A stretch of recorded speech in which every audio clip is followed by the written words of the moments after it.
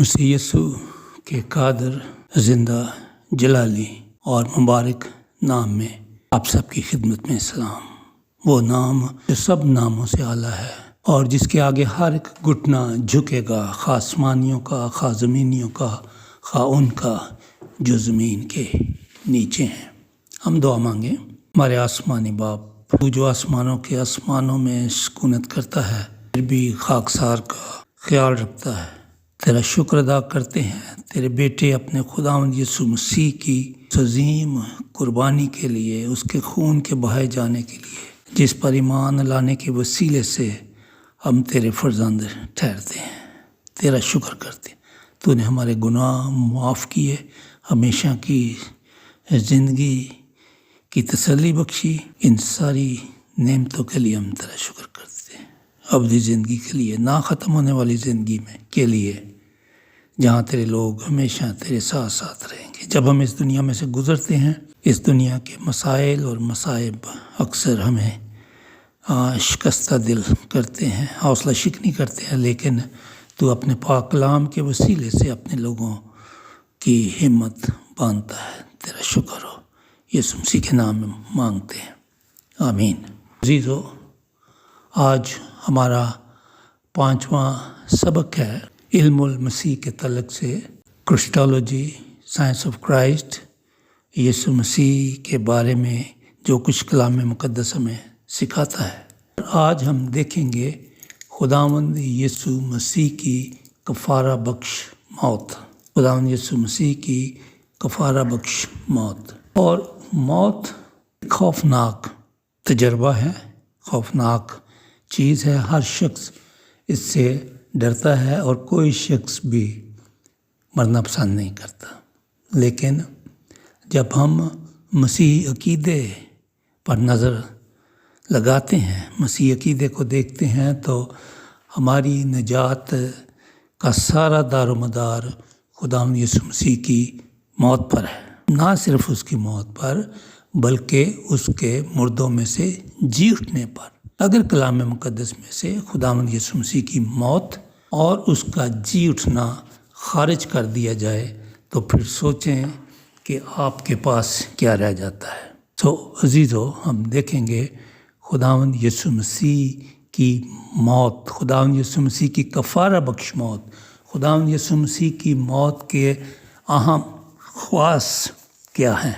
Number 1 कि खुदावंद यीशु मसीह की मौत रज़ाकाराना मौत थी, वॉलंटरली डेथ। खुदावंद यीशु मसीह ने किसी मजबूरी या किसी लाचारी की वजह से मौत को कबूल नहीं किया, और ना ही उसने कोई ऐसा गुनाह किया था या जुर्म किया था जिसकी वजह से उसे मौत दी गई हो, बल्कि उसने अपनी आज़ाद मर्ज़ी से इस मौत को कबूल किया।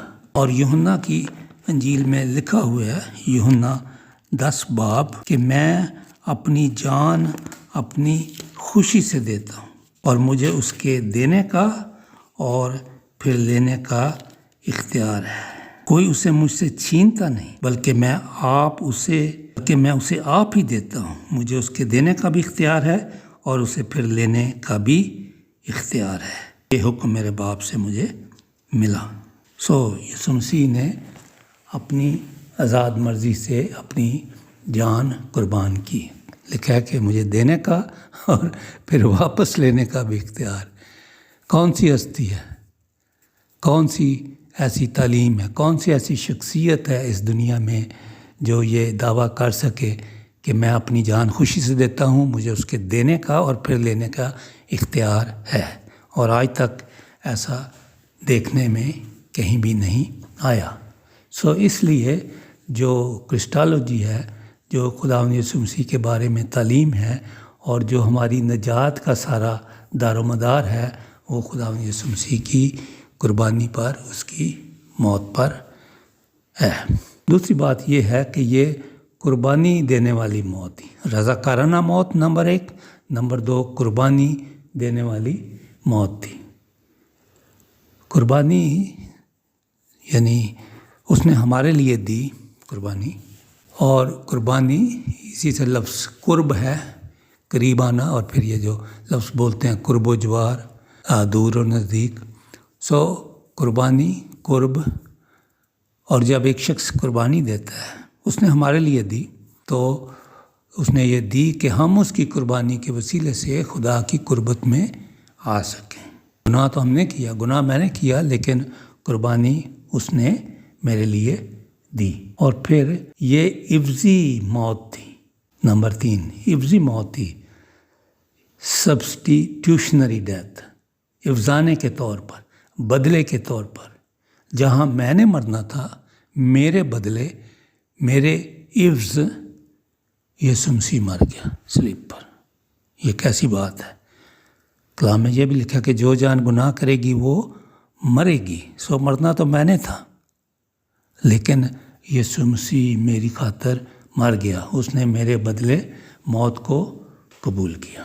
نمبر 4 یہ کفارہ بخش موت تھی. کفارے کا مطلب ہے ڈھانپنا.